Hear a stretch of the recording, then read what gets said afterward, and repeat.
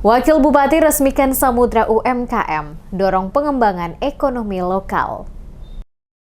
Pemerintah Kabupaten Maluku Tengah terus memperkuat peran usaha mikro, kecil, dan menengah atau UMKM sebagai pilar perekonomian masyarakat. Salah satu upaya tersebut ditandai dengan peresmian Samudra UMKM oleh Wakil Bupati Maluku Tengah, Mario Lawalata, pada Jumat 9 Januari 2026. Kegiatan peluncuran yang berlangsung di pelataran Maplas Kota Masohi itu dihadiri sejumlah pimpinan organisasi perangkat daerah atau OPD, perwakilan sponsor, pihak perbankan, serta pengelola belasan UMKM. Dalam sambutannya, Wakil Bupati Mario Lawalata menegaskan bahwa pemerintah daerah Maluku Tengah mendorong sirkulasi ekonomi lokal melalui penguatan produk-produk UMKM.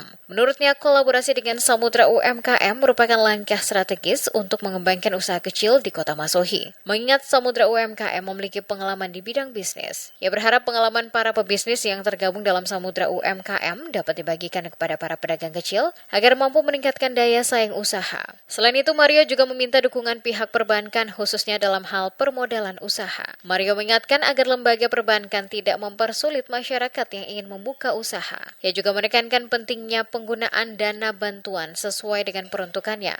Selain kepada perbankan, Wakil Bupati juga menitipkan pesan kepada para pelaku usaha agar memanfaatkan modal yang diterima secara bijak dan bertanggung jawab. Pemerintah Kabupaten Maluku Tengah tetap bersama-sama dengan teman-teman Samudra karena tujuannya bagaimana usaha-usaha pedagang mikro usaha yang ada di Masohi ini bisa lebih berkembang. Karena teman-teman Samudra ini yang saya lihat kan teman-teman yang sudah punya banyak pengalaman di bidang bisnis, di bidang usaha. Makanya saya berharap bahwa teman-teman punya pengalaman itu tolong dibagikan berbagi dengan pedagang-pedagang yang ada, pedagang-pedagang kecil yang ada di Kota Masohi.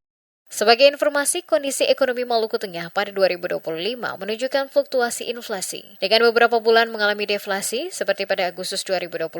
Namun demikian, secara tahunan year on year, inflasi masih dipengaruhi oleh harga pangan dan sejumlah komoditas. Data Badan Pusat Statistik BPS mencatat inflasi tertinggi di Maluku Tengah terjadi pada Januari 2025 sebesar 1,01% year on year, dan September 2025 sebesar 3,09% year on year, dengan komoditas penyumbang utama berasal dari kelompok bahan makanan, minuman, dan jasa.